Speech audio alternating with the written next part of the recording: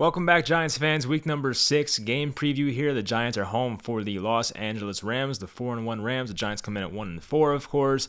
First off, let's get to the injuries because there is a ton for the Giants, and I kind of want to go through it just so I don't forget. So Saquon Barkley did not practice Wednesday or Thursday. Probably going to be out. They expect him out 2 to 4 weeks, I saw. I always lean that Saquon will come back sooner because of just how competitive he is and the way he's built. I feel like he'll come back more closer to 2 weeks than 4 weeks, but we'll see. Kenny Golladay did not practice Wednesday or Thursday as well. He's probably out. I believe it's already been announced he's out for week number 6 here, so don't expect Kenny Golladay. Daniel Jones, he's probably going to play. I saw it before. He's expected to play, so unless something changes, he probably will be in there.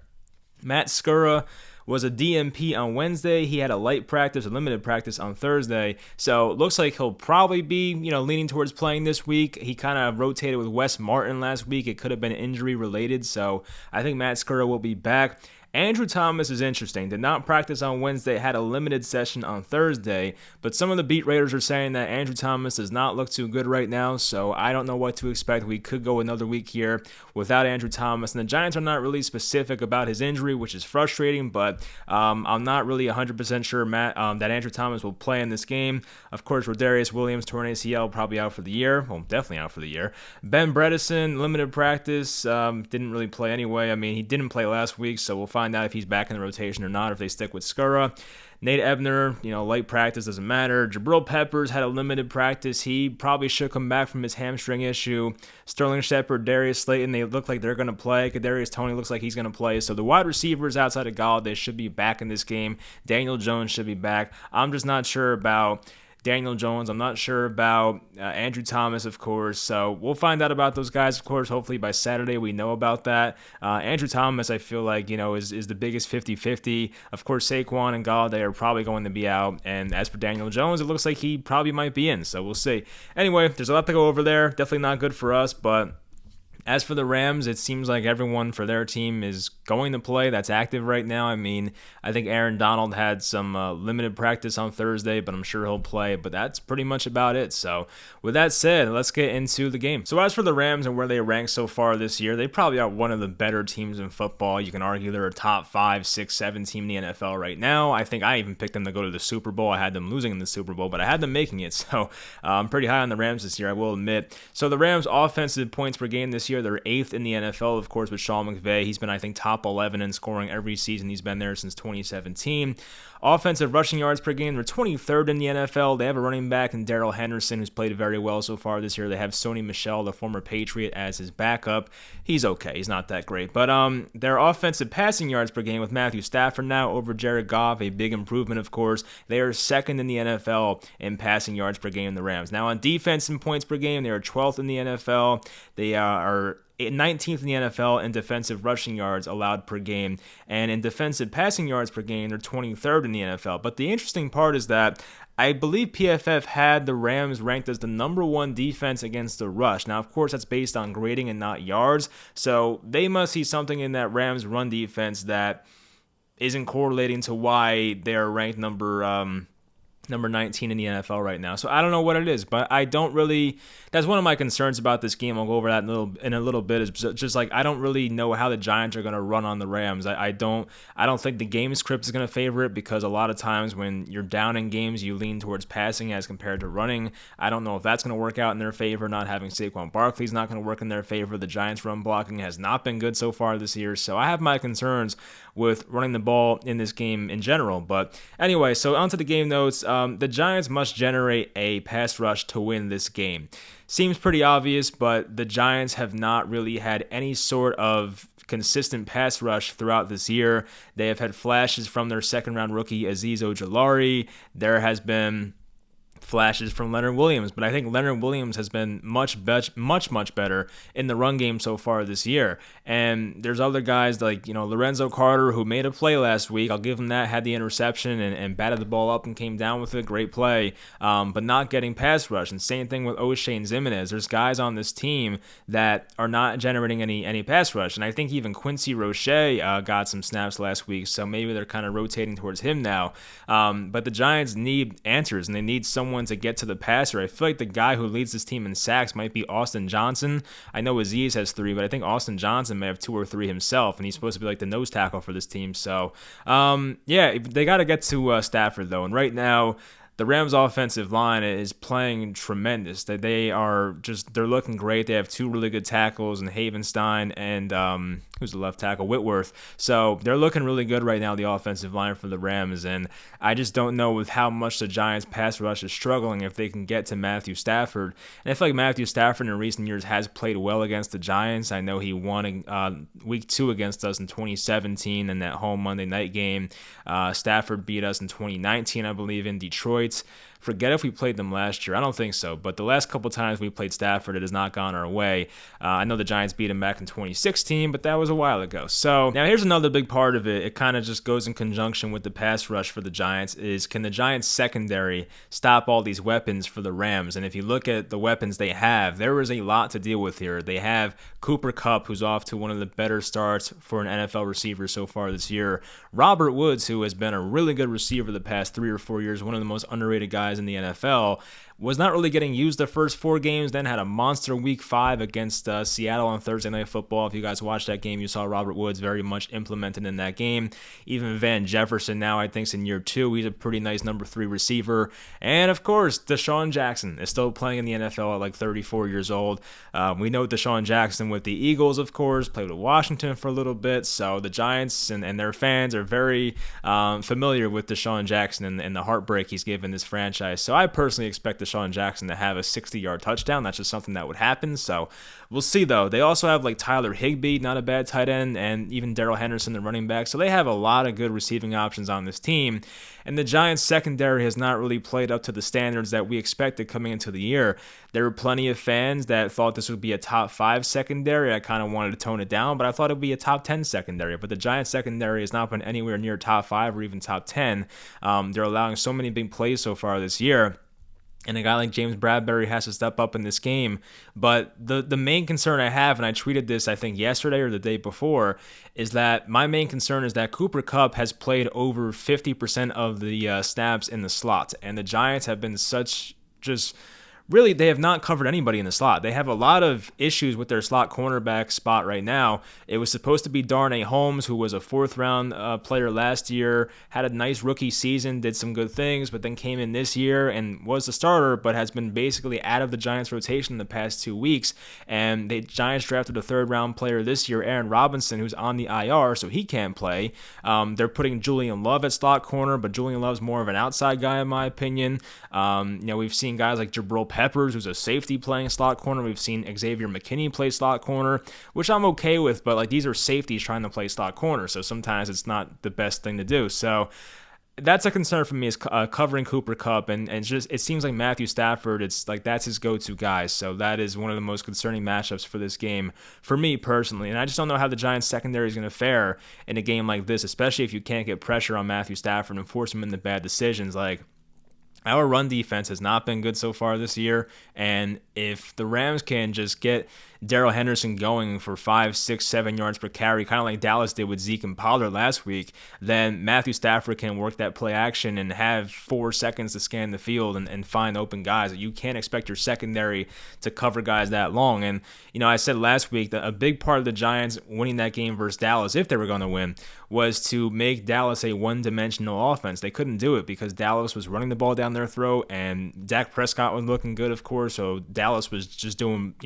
they were running the ball and passing the ball at a high level, and I fear that the same thing might happen in this game unless we can stop the run and kind of force Matthew Stafford to beat us, which I guess could happen, of course, but I would rather make the Rams one-dimensional than, not knowing what's going to happen with their offense, because we know how creative Sean McVay can be. I talked about stopping Daryl Henderson. That concerns me, of course. Now, Henderson, has had a pretty good year so far. As I mentioned before, the Rams' running offense is not like the best in football right now. They're 23rd in the NFL based on yards per game. So it's not like we're playing, the Ravens here or Derrick Henry in the Titans, but still, they can run the ball on you if it's working. I think they prefer to pass the ball. It's just more of a modern approach there for the Rams offense. So on defense now, who does Jaylen Ramsey take out of this game? So I've kind of gone back and forth in this one. Jaylen Ramsey has no problem traveling in the slot. He's not just relegated to the outside. But Jaylen Ramsey is by far their best cornerback, and he's not just a name. Like, he's actually one of the best corners, if not the best in football. Sometimes guys live off their names for a long time at cornerback, but Jaylen Ramsey is the real deal. He's still playing at a very high level. So I think they might look at the tape and say, wow, that Kadarius Toney kid is really good.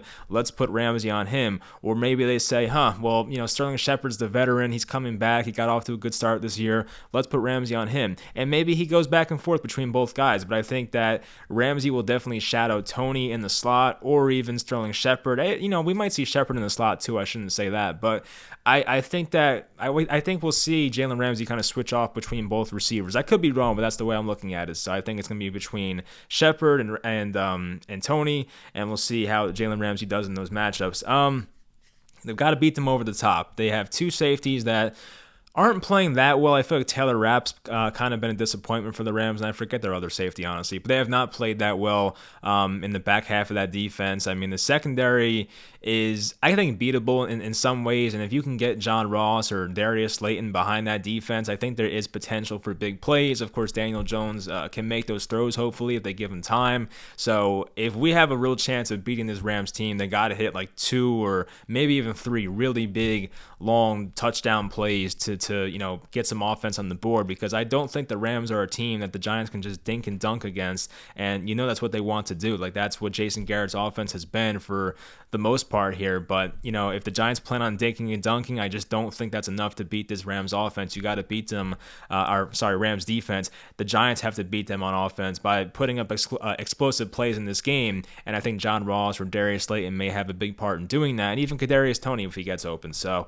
we'll see about that.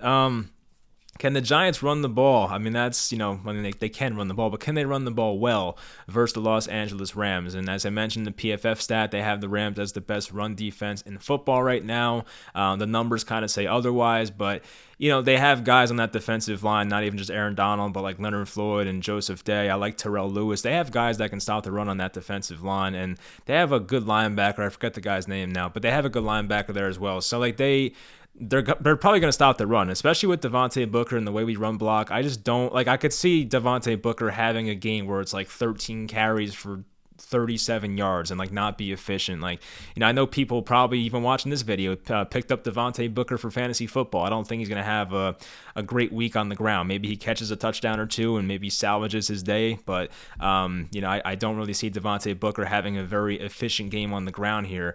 Not to say it's his fault, but a lot of it comes down to the run blocking here and the defense we're playing in this situation. So I have my concerns about that. And when you can't run the ball and it's going to make the Giants one-dimensional, you're putting Daniel Jones in situations where the defense knows that the Giants are going to pass, and it just makes Daniel Jones' life harder, and it makes me concerned about the offense in this game. I'll put it that way.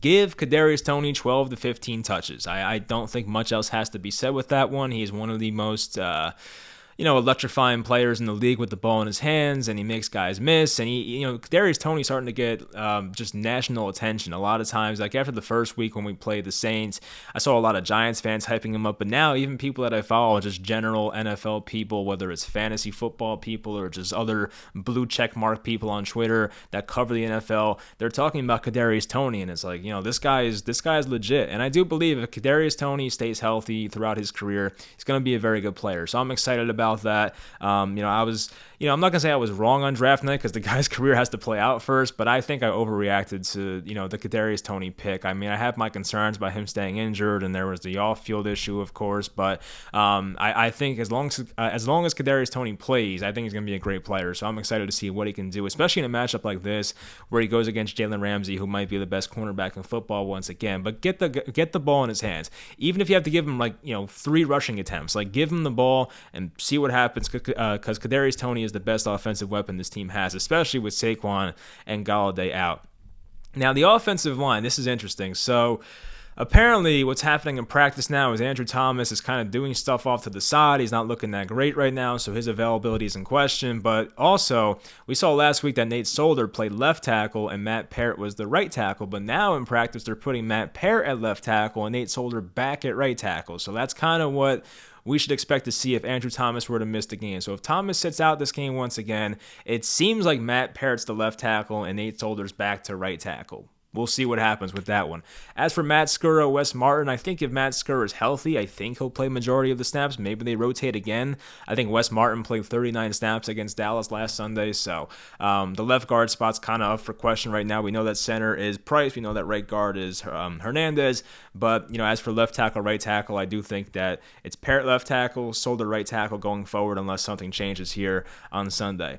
Tough task for Daniel Jones. I talked about it before, how I don't think we're going to be able to run the ball very well in this game, if at all. And I think it's going to put a lot on the plate of Daniel Jones. And, I think Jones got off to a slow start last week. Then he had that big play where he, showed off that arm and threw a ball to Kadarius Toney down the right sideline and then got injured shortly after. But he started to figure things out against Dallas's defense. But this is a much tougher defense than Dallas. So, I'm concerned about our offensive line and the Rams getting pass rush. We know who Aaron Donald is. He's maybe the best defensive player of all time. I don't think that's crazy to say.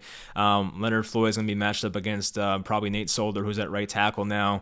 Terrell Lewis against our left tackle, which is going to be Matt Parrott. And, Terrell Lewis hasn't made much noise yet, but I did like him coming out of Alabama. I think he was a late second or third round pick or something. So, talented guy. Then there's Sebastian Joseph Day, who's pretty talented in his own right. So, they have pass rushers on this team. So, I have my concerns. I mean, this is a spot where if Daniel Jones puts up a good performance in this one, and I'm not talking like just doesn't turn the ball over, because a lot of times people are just satisfied when Daniel Jones doesn't turn the ball over. But if Daniel Jones actually goes out and has a close to 300-yard game and two touchdown passes, 3 touchdown passes, I'll be very impressed, and we'll see how much he uses his legs in this game. I'm hoping that the concussion won't do anything to that. I feel like he'll still run regardless. So, we'll see. But this is a big spot for Jones, and if he can put up a big game in this one, especially with his top 2 weapons out, that's going to say a lot in a positive way about Daniel Jones. So we'll see. It's definitely a big task for him.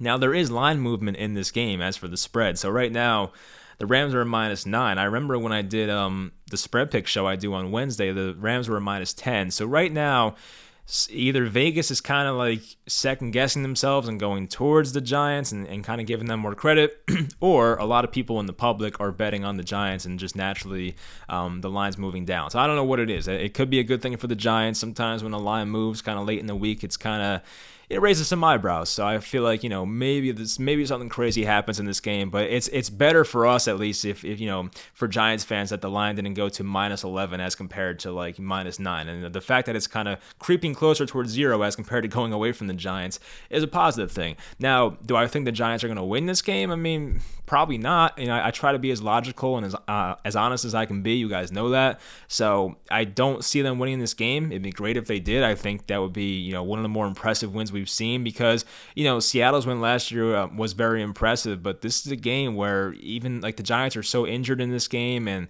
the Rams, as I said before, they're pretty much healthy coming into this matchup. So it's going to be a tough one. I do really believe that a lot has to go right, but hey, we've seen crazier things, and I've kind of put it in my head that they're probably going to lose this game, but you still got to play the game on Sunday, so we'll see what happens. But I am kind of expecting the worst, I guess I could put it that way, so we'll see. Anyway, hopefully you guys enjoyed this video, and once again, after this game, things kind of get a little easier. Not to say the Giants are going to win all these games, but they play some teams that are not as tough as the ones they've played so far. I mean, of course, we have Kansas City and Tampa Bay coming up soon, even the Chargers later in the year. But there are a lot more winnable games here. The Giants have 11 games left after this one.